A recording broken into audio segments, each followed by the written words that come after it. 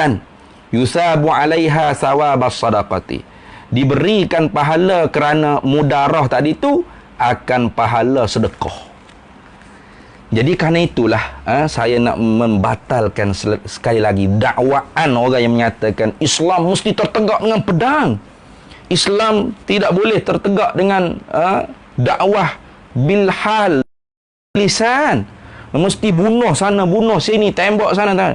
Dakwaan tersebut dakwaan yang tidak betul, tidak tepat, wahai sahabat-sahabat penonton. Kenapa hujahnya? Satu, di zaman Nabi SAW, ya, peperangan berlaku, tetapi bersifat ad-difa'ul watan an a'da'illah. Nah, mempertahankan negara daripada musuh Allah. Satu.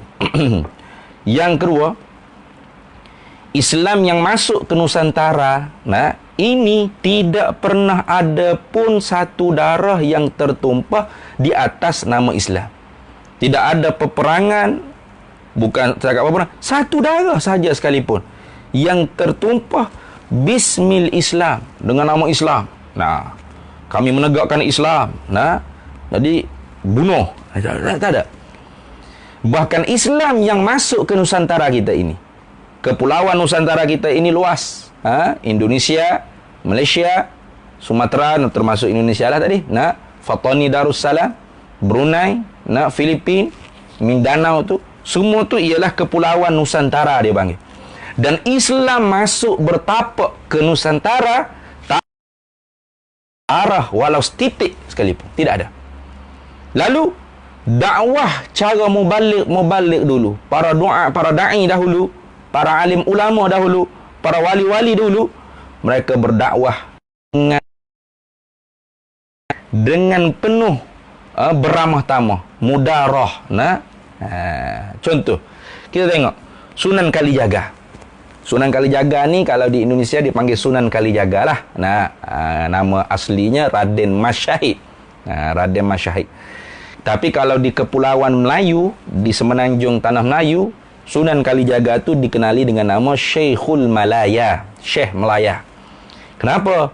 Kerana dakwahnya start daripada Fatani Darussalam sampai ke Tanah Melayu, Semenanjung Tanah Melayu, sampai ke pelosok Tanah Jawa, itu dengan kesenian, dengan wayang kulit, dengan gamelan dan sebagainya. Sebab tu jangan kita pelik, kesenian kita ni sama. Sebelum wujudnya nation state Malaysia, Indonesia, Thailand, dulu sebelum wujud lagi tu, pendakwah dulu seumpama Syekhul Malaya alias Sunan Kalijaga telah berdakwah umat Nusantara ni dengan kesenian. Jadi tak payah timbullah isu klaim mengklaim, nanti kena tampar dengan Sunan Kalijaga. Nah, Sunan Kalijaga berdakwah dulu, start daripada Fatani. Sebab tu di sana ada apa? Ada wayang kulit, ada gamelan. Di Malaysia pun ada wayang kulit, ada gamelan. Dia tak percaya, cuba naik ke menara KLCC ataupun Istana Budaya, cuba lihat. Ya. Nah, jadi di Indonesia lagilah, kerana makamnya itu berada di Indonesia. Apa? Sunan Kalijaga dalam berdakwahnya tidak menekan umat. Sehingga ketika itu orang Nusantara ni bertanya kepada Syekhul Malaya, bagaimana Syekh Malaya kalau as-solah yang kita solah, as-solah 5 waktu yang kita kerjakan setiap sehari semalam, 5 waktu sehari semalam ni, innas salata kanat 'alal mu'minina kitaban mawquta ni, kita sembahyang. Kita tak payah panggil solah lah. Nah, rasa macam Arab sangat, ke Arab-Araban sangat. Nah, kita panggil sembahyang. Boleh ke tak? Cuba kalau orang kita sekarang, ustaz kita, tak boleh, haram. Sembahyang mana boleh? Hiang tu siapa hiang? Bukan Allah. Kena tu sembah Allah. Mesti kena Arab. Solah. Contoh. Kalau pendakwah zaman sekarang lah, dia kerah sangat dengan manusia. Tapi oleh Sunan Kalijaga Syekhul Malaya tidak gitu. Dipersetujui. Ya, panggil saja sembahyang boleh, tapi yang penting rukun 13 qauli fi'li qalbi mestilah disempurnakan. Mestilah dikerjakan. Oh, Baik-baik Kiai, baik-baik Sunan, baik-baik Syekhul Malaya, baik Sunan Kalijaga. Akhirnya seluruh tanah Nusantara ni kalau kita panggil solah, tak panggil sembah Allah, sembah hiang. Itu kehebatannya Syekh Malaya alias Sunan Kalijaga. Kenapa? Ini mudaratin nas. Nah, mudaratun nasi sadaqatun. Itu. Begitu juga kalau kita tengok Sunan Kudus. Nah, Sunan Kudus di tanah Kudus sana. Ketika mana Sunan Kudus mula berdakwah di tanah Kudus tu majoriti Hindu. Majoriti Hindu. Orang Islam ketika tu hanya ada lebih kurang 15 orang itu ya. Maka kebijaksanaan Sunan Kudus. Sunan Kudus melarang umat Islam yang minoriti di tanah Kudus ketika itu, melarang daripada menyembelih lembu. Dia panggil sapi lah kalau sana, menyembelih lembu. Tak boleh menyembelih lembu. Kalau nak sembelih lembu, keluar daripada tanah Kudus dan jangan bagi nampak kepada umat Hindu. Ini dia panggil apa? Bentuk mudarah. Beramah tamah. Bentuk mulatafatun nasi bil qawli wal fi'li. Bentuk beramah tamah, bentuk berlemah lembut dengan manusia tadi itu dengan perkataan dan perbuatan. Sehingga umat Hindu merasakan agama Islam ini tidak mengancam dan tidak menghina agama mereka. Lalu mendatangi pondok, mendatangi pesantren, pondok pesantren Sunan Kudus, mendengar ajaran-ajaran, nasihat-nasihat, ajaran-ajaran agama yang disampaikan oleh Sunan Kudus. Akhirnya masuk Islam dan akhirnya menjadikan majoriti di tanah Kudus itu ialah penganut agama Islam. Ini hasil kebijaksanaan pendakwah-pendakwah dulu, wali-wali dahulu, ulama-ulama dulu dalam berdakwah. Mereka mengikut uslub yang diajarkan oleh Nabi sallallahu alaihi wasallam. Kenapa? Dalam hadis yang lain Nabi sallallahu alaihi wasallam sabda, "Innallaha ta'ala amarani bimudaratin nasi kama amarani biiqamatil faraidi."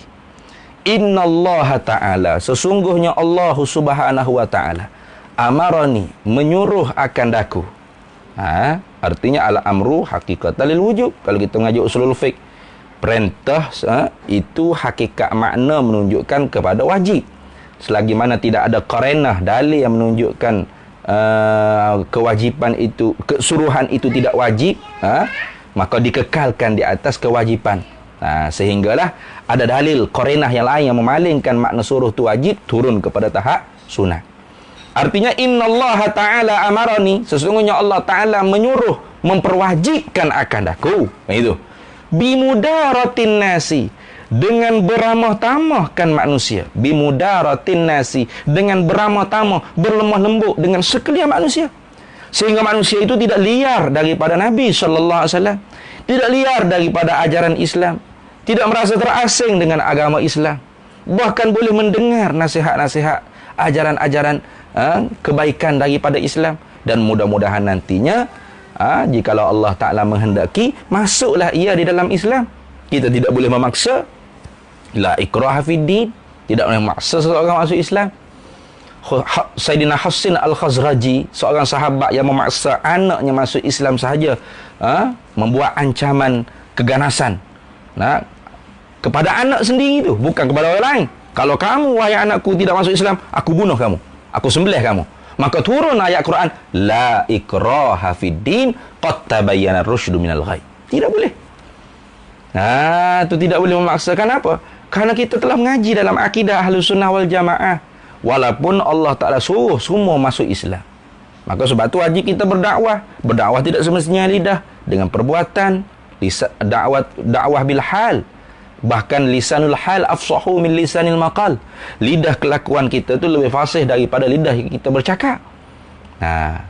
Maka di dalam Al-Quran Allah Ta'ala, di dalam akidah Ahlussunnah wal Jamaah, yang bahkan daripada Al-Quran, bahwasanya Allah Ta'ala tidak menghendaki semuanya Muslim, walaupun Allah menyuruh semuanya Muslim. Beza di antara amar dan iradah. Suruh dan iradah, amar dan iradah itu beza. Itu pegangan kita orang Ahlussunnah wal Jamaah, Asy'ariyah wal Maturidiyah.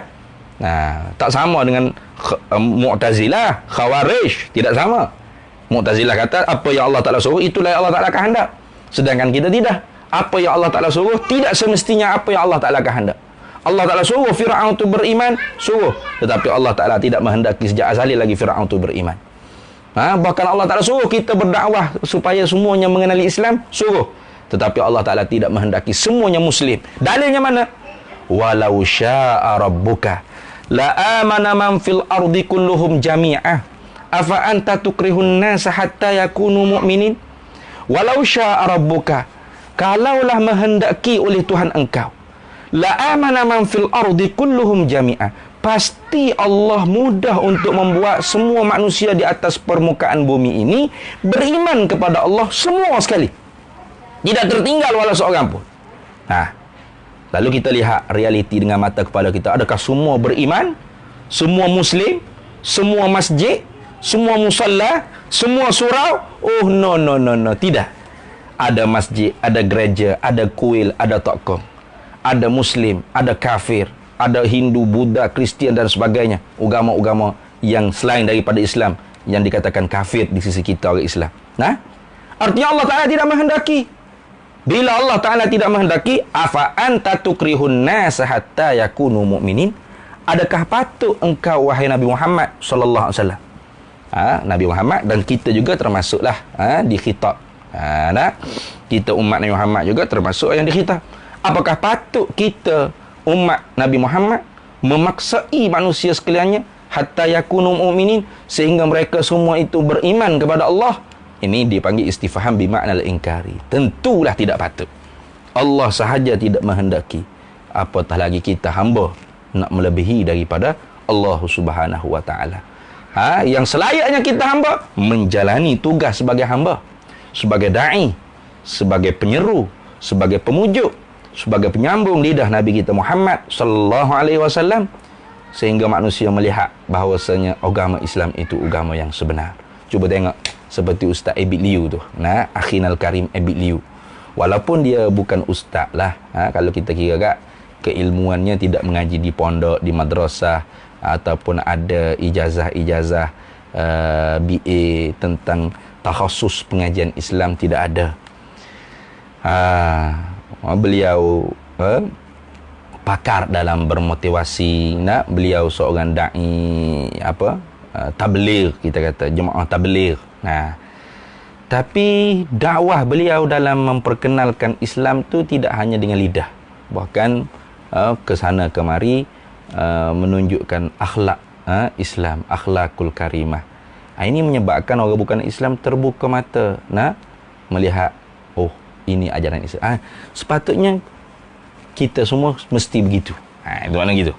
Bukan kita mengkondem pula. Kalaupun kita tidak mampu, jangan kita mengkondem, jangan kita itu. Jadi